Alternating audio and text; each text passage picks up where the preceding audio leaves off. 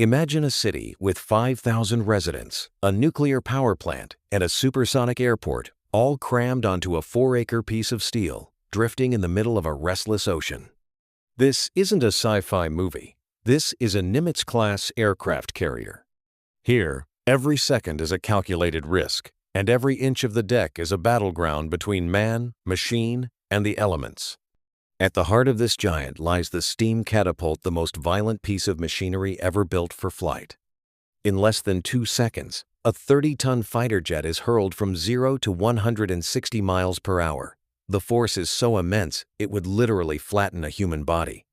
It's a symphony of white steam, screeching metal, and raw, unbridled power. On the deck, you'll see the rainbow-side crew members in yellow, green, red, and blue jerseys. In the deafening roar of jet engines, they communicate through a complex language of hand signals. One wrong gesture, one missed signal, and the results are catastrophic. It is the most dangerous 4 acres on Earth, where focus isn't just a requirement, it's survival. But the real test comes when the sun goes down. Night ops are where legends are made.